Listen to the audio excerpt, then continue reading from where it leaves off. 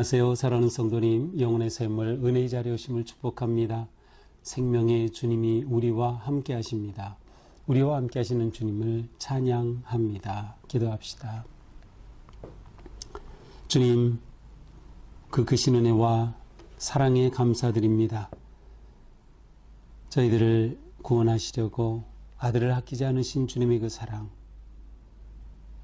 우리를 맞아주시고 받아주시어 주님의 복된 자녀로 삼아주신 그 은혜, 우리 일상 가운데 늘 동행하시며 생명과 진리의 길로 이끌어주시는 성령님의 그 놀라우신 지혜와 인도하심에 감사드립니다. 오늘도 주님의 말씀을 사모합니다. 주님의 말씀을 기다립니다. 우리의 마음을 새롭게 하시고 열어주시고 오직 생명의 말씀으로 가득 채워주시옵소서. 주시는 말씀대로 살기 힘쓰며 말씀 위에 든든히 세워지는 우리의 삶이 되게 하여 주시옵소서. 예수님 이름으로 기도합니다. 아멘. 오늘 말씀은 열왕기하 22장 1절에서 20절입니다.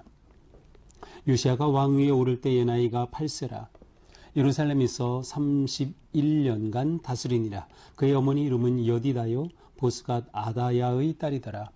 요시야가 여호와 보시기에 정직히 행하여 그의 조상 다윗의 모든 길로 행하고 좌우로 치우치지 아니하였더라. 요시야 왕 18째 해에 왕이 무슬람의 손자 아살리아의 아들 서기관 사반을 여호와의 성전에 보내며 이르되 너는 대제사장 힐기야에게 올라가서 백성이 여호와의 성전에 드린 은 곧 문 지키는 자가 수납한 은을 계산하여 여호와의 성전을 맡은 감독자의 손에 넘겨 그들이 여호와의 성전에 있는 작업자에게 주어 성전에 부서진 것을 수리하게 하되 곧 목수와 건축자와 미장이에게 주게 하고 또 제목과 다듬은 돌을 사서 그 성전을 수리하게 하라. 그러나 그들의 손에 맡긴 은을 회개하지 말지니 이는 그들이 진실하게 행함이니라. 대제사장 힐기야가 서기관 사반에게 이르되 내가 여호와의 성전에서 율법책을 발견하였노라 하고 힐기야가 그 책을 사반에게 주니 사반이 읽으니라. 서기관 사반이 왕에게 돌아가서 보고하여 이르되 왕의 신복들이 성전에서 찾아낸 돈을 쏟아 여호와의 성전을 맡은 감독자의 손에 맡겼나이다 하고 또 서기관 사반이 왕에게 말하여 이르되 제사장 힐기야가 내게 책을 주더이다 하고 사반이 왕의 앞에서 읽음에 왕이 율법책의 말을 듣자 곧 그의 옷을 찢으니라. 왕이 제사장 힐기야와 사반의 아들 아히감과 미가야의 아들 악볼과 서기관 사반과 왕의 시종 아사야에게 명령하여 이르되 너희는 가서 나와 백성과 온 유다를 위하여 이 발견한 책의 말씀에 대하여 여호와께 물으라. 우리 조상들이 이 책의 말씀을 듣지 아니하며 이 책에 우리를 위하여 기록된 모든 것을 행하지 아니하였으므로 여호와께서 우리에게 내리신 진노가 크도다. 이에 제사장 힐기야와 또 아히감과 악볼과 사반과 아사야가 선지자 훌다에게로 나아가니 그는 할하스의 손자 디과의 아들로서 예복을 주관하는 살룸의 아내라. 예루살렘 둘째 구역에 거주하였더라. 그들이 그와 더불어 말하며 훌다가 그들에게 이르되 이스라엘 하나님 여호와의 말씀이 너희를 내게 보낸 사람에게 말하기를 여호와의 말씀이 내가 이곳과 그 주민에게 재앙을 내리되 곧 유다 왕이 책을 읽은 책의 모든 말대로 하리니 이는 이 백성이 나를 버리고 다른 신에게 분향하며 그들의 손의 모든 행위로 나를 경노하게 하였습니다. 그러므로 내가 이곳을 향하여 내린 진노가 꺼지지 아니하리라 하라 하셨느니라. 너희를 보내 여호와께 묻되 한 유다 왕에게는 너희가 이렇게 말하라. 이스라엘의 하나님 여호와가 이같이 말씀하셨느니라. 네가 들은 말들에 대하여는 내가 이곳과 그 주민에게 대하여 빈터가 되고 저주가 되리라 한 말을 네가 듣고 마음이 부드러워져서 여호와 앞 곧 내 앞에서 겸비하여 옷을 찢고 통곡하였으므로 나도 네 말을 들었노라. 여호와가 말하였느니라. 그러므로 보라 내가 너로 너희 조상들에게 돌아가서 평안히 묘실로 들어가게 하리니 내가 이곳에 내린 모든 재앙을 내 눈이 보지 못하리라 하셨느니라 하니 사자들이 왕에게 보고하니라. 아멘. 자, 이제 우리는 유다의 16대 왕인 요시야를 만납니다. 요시야는 우리가 앞에서 보았던 히스기야 왕처럼 여호와 하나님 앞에 아주 선한 왕으로 인정받은 왕, 또 히스기야보다 더 온전하였던 왕입니다. 그러니까 유다의 그 20명의 모든 왕들 중에서 가장 선한 왕이었다라고 말할 수 있는 사람이 바로 오늘 우리가 만나는 요시야입니다.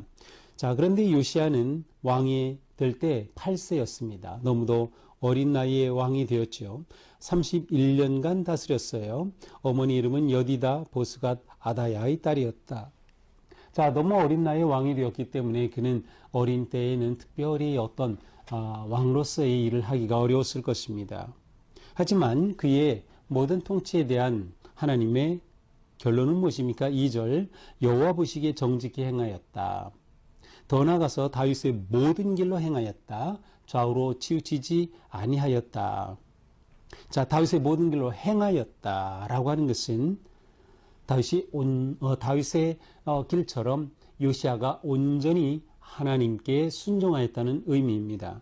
또한 좌우로 치우치지 아니하였다는 것은 옳은 길을 걸은 왕이었다라고 하는 평가죠.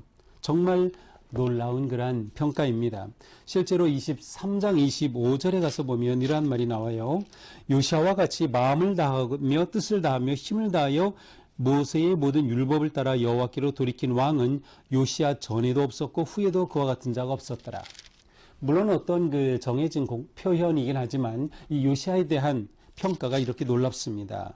그의 전에도 후에도 없을 만큼 모세를 통해 주신 그 율법을 온전히 따랐다.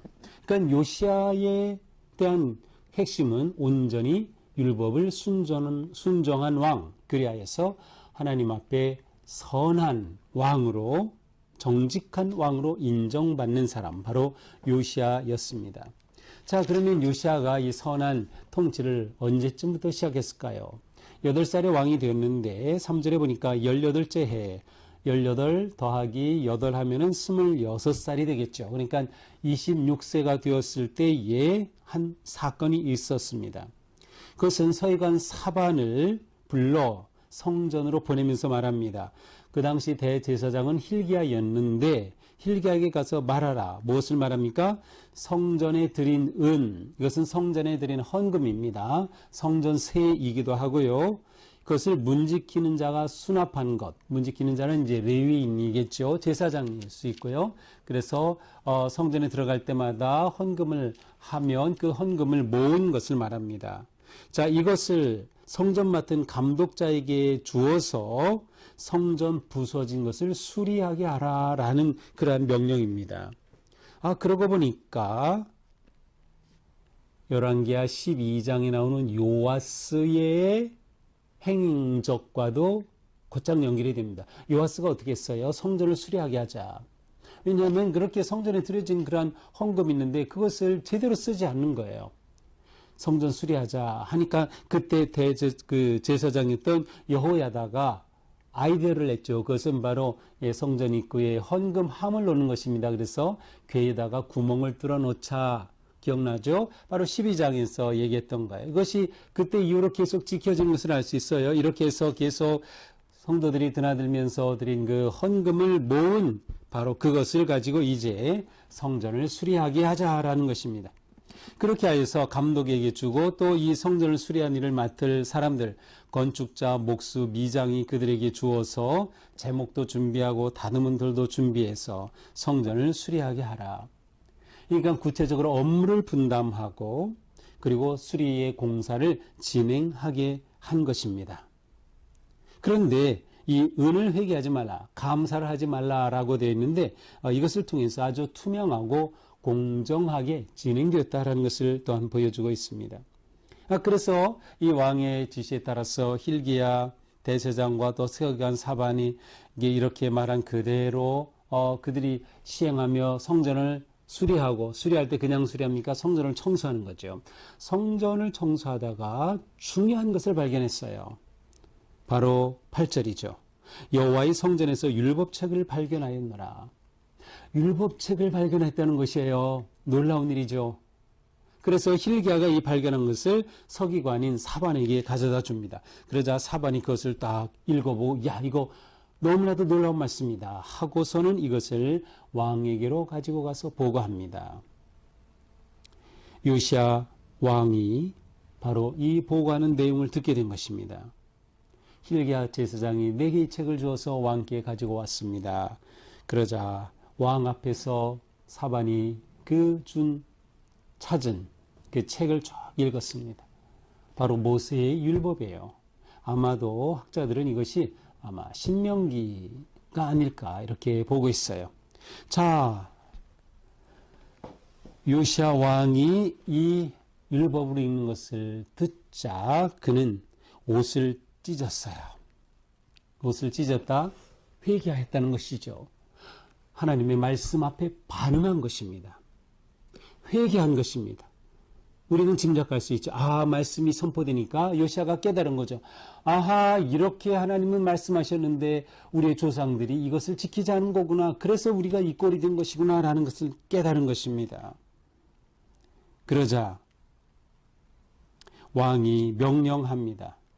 사반에게 또 제사장 hil기야 이 지도자들에게 명령해서 너희는 가서 백성과 온 유다 이 백성들을 위해서 나라를 위해서 이 우리가 찾게 된 주신 이 말씀이 어떤 말씀인지 이 말씀에 대해 물어보아라. 이렇게 찾은 것을 율법을 잘 해석할 수 있는 그러한 전문가에게 담당자에게 물어보라는 것이에요. 그러면서 이렇게 말하죠. 이 책에 우리를 위하여 기록된 모든 것을 행하지 아니하였으므로 여호와께서 우리에게 내신 진노가 크다. 우리가 율법대로 행하지 아니하여서 하나님이 우리에게 내린 진노가 너무도 큽니다. 라고 왕이 말하는 거예요. 우리가 듣지 않았다는 거예요. 말씀대로 순종하지 않았다는 것이 진노의 원인이 되었다.